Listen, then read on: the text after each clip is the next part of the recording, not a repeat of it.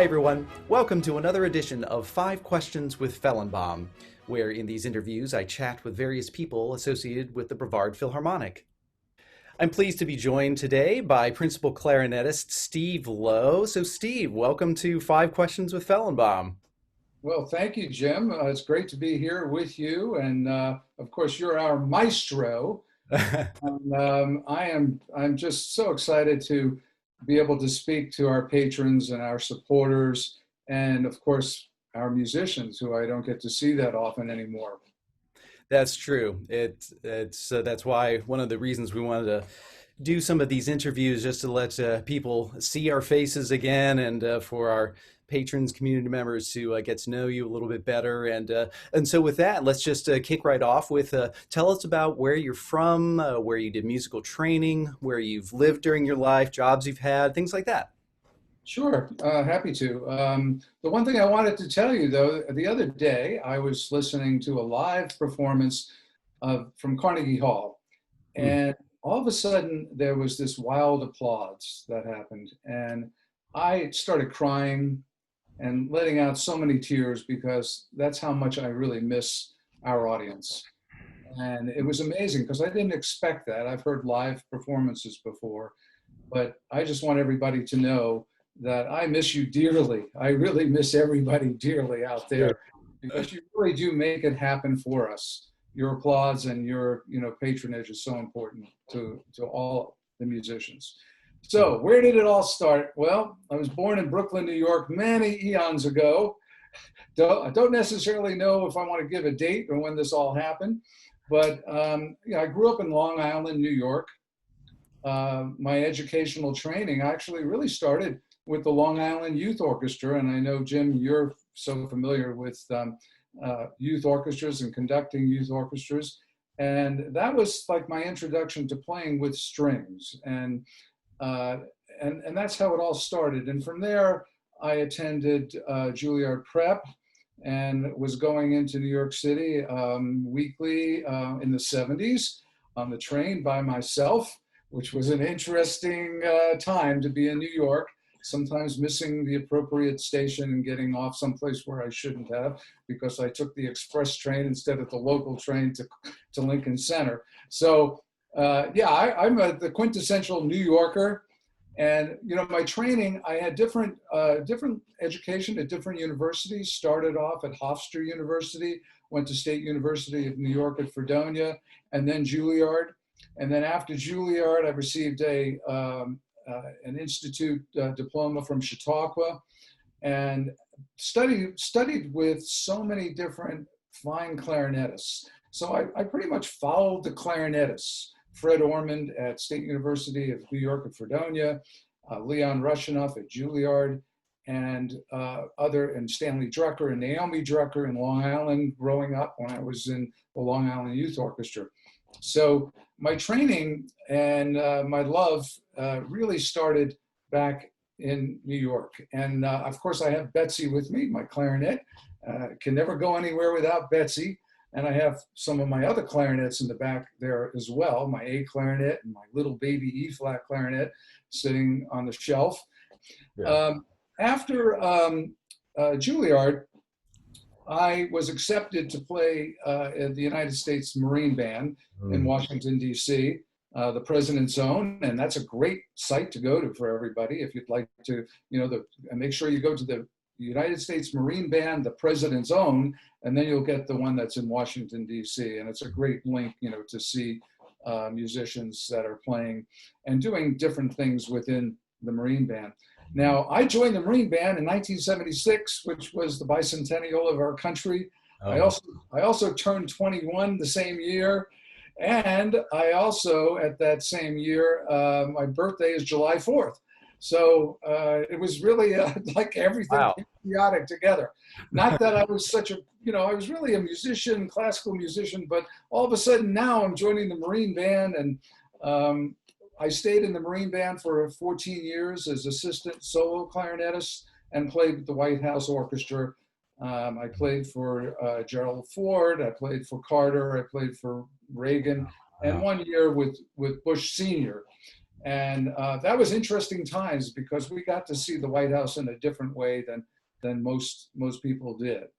Um, After that, I got out of the band. I went into the National Guard Band of the District of Columbia, where I eventually retired as the chief of operations for the DC National Guard Band. And my total service time was 38 years, 3 months, and 2 days. So but during that time, I was also a real estate broker in Washington, D.C., Maryland, Virginia, and Delaware. So Oh, in Delaware. Oh, okay. it's like, for me, my motto is life is not a dress rehearsal. So I did a lot of things in my life and very happy that I did. I didn't have much time for too much of a social life, but it was definitely, looking back at it, I'm glad I did all that. That's true about musicians. The social life is kind of our concerts, our rehearsals. You know, that's where we socialize, get to see each other, perform, and things like that. So, yes, you were certainly busy. So you were in DC for many, many years, and then you came to Asheville. So how long have you been living in Asheville, and how long have you been with Brevard Philharmonic? Well, I've been with Brevard Philharmonic. I think now it's been 4 seasons with the Brevard Philharmonic. Um, I came to Asheville because I wanted to retire, and I'm doing a really poor job of that, Jim. It's not working out too well. Um, but I've been in Asheville for it's going to 10 years now.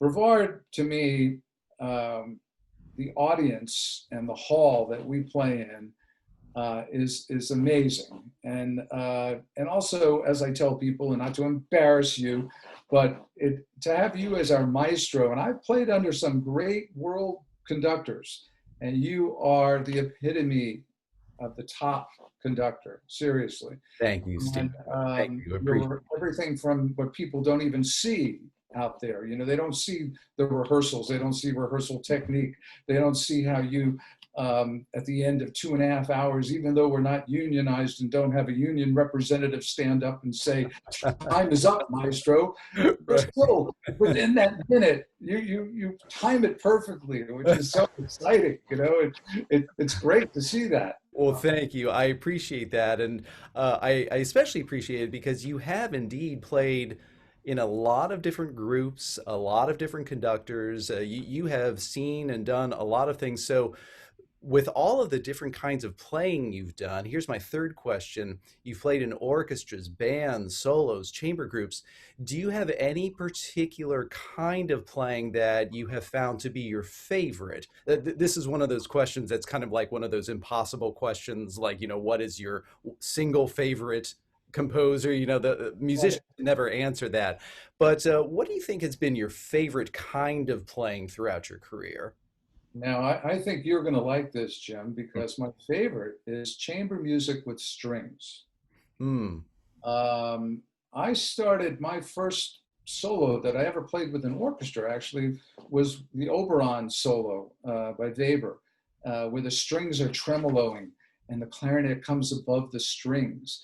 And I just fell in love with that combination and the timbre of sound with the strings and clarinet. So playing like cello, pieces for cello, clarinet, and piano, clarinet trios, dandy, one of my favorite pieces. So chamber music is by far what I think to be not only the most difficult, but also the most exciting for me. And also, um, it's just so much going on. So chamber music to me is really my favorite. That's fantastic. So, quick bonus follow-up. You may or may not be able to answer that. If chamber music with strings is your favorite genre, do you have a favorite piece or two from that category? Oh, absolutely. Well, the one that we just played and people had seen was, of course, the Mozart Clarinet Quintet. Right, from our first virtual performance. Right, you were in that. And Brahms wrote a wonderful quintet as Hmm. well. But Dan D, I just love that trio for cello, clarinet, and piano. That to me was one of the more difficult chamber music pieces to orchestrate, to get it to work. But it was, I love that piece. I absolutely love it. Gosh, all of these things that you've been a part of, that's wonderful. And when you're not doing music, what kinds of hobbies, what kinds of other things do you like to do when you're not performing clarinet? Okay, well, I don't even think you know about this, but I'm a diving instructor, scuba diving instructor, and also a dive master and an underwater photographer, and also have lectured on cruise boats during my years in the past. Oh, wow.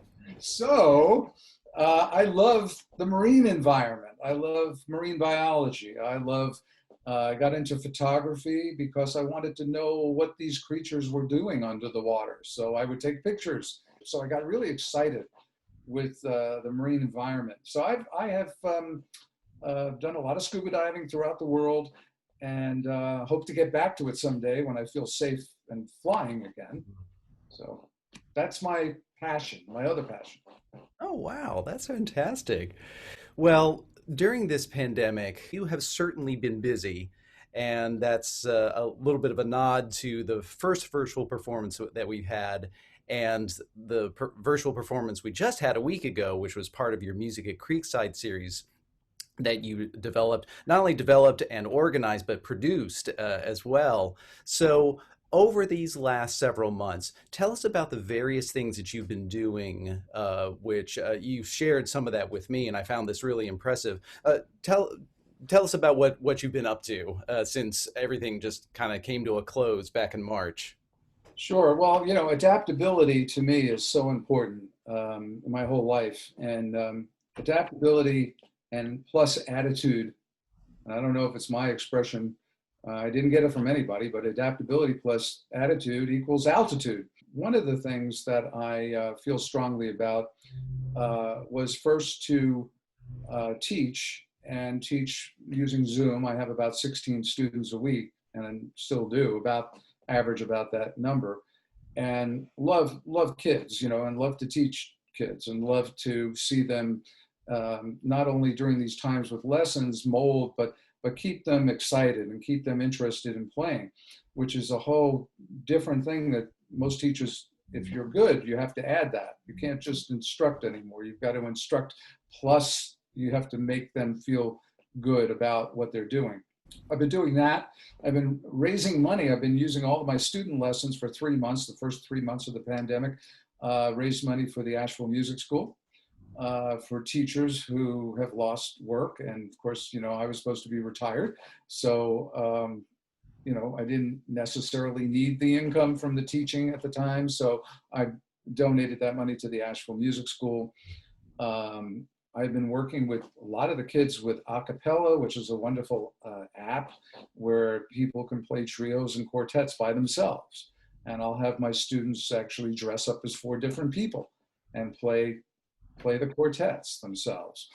Um, Also, as you know, I mean, I started the Asheville Chamber Music Society, which has been a lot of work, but the blessings and the love that I've received from my fellow musicians has been extraordinary. And to me, all the monies, all the ticket sales, everything goes directly to pay the musicians.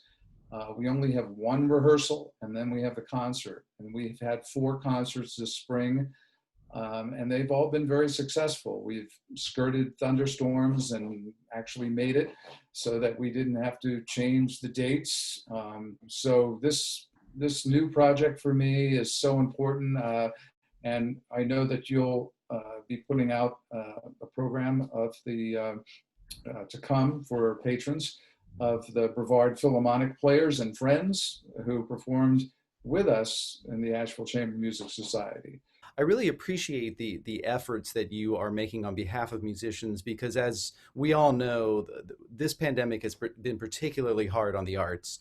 And the fact that you are donating your time, your lesson money, creating these concerts for the benefit of musicians, that's just fantastic. It's really a really wonderful gesture on your part.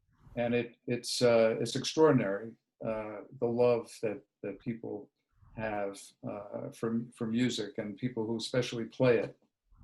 So it's great to be a part of